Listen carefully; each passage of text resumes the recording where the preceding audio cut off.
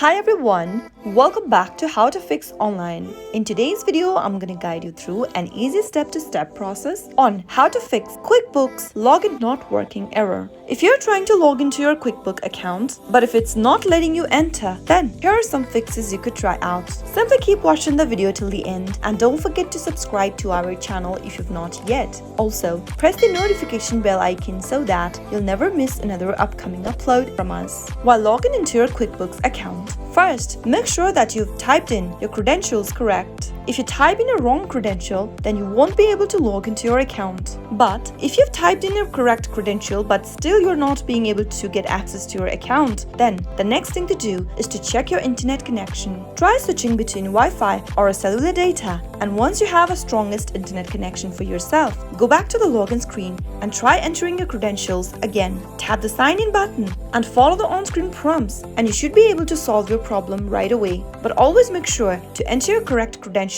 while logging into your account. If it works for you, then that's great. If it does not, the next thing to do is to check for your app updates. Make sure that you've downloaded the latest version of QuickBooks application on your mobile device. If you're not sure and you'd like to check that, go open up your App Store, go to the search bar appearing at the top and type in QuickBooks Accounting in the text box. Once you find the application, make sure to download the application to the latest version. If you see an update button, tap update and this will get the latest version of the QuickBooks accounting application downloaded on your mobile device. If you see an open button, it means you already have updated your application and you can skip this step. But if you've not, tap on update and once you get the updated version of your app, tap on the open button to launch it again. Now tap sign in and enter your credentials in order to log into your account. If updating your application does not help, the next thing to do is to clear your app cache. Simply tap open settings from your mobile device, scroll down to general and give it a tap. From the general tab, tap on iPhone storage. All of the application that has been installed on your iPhone will be displayed on the screen.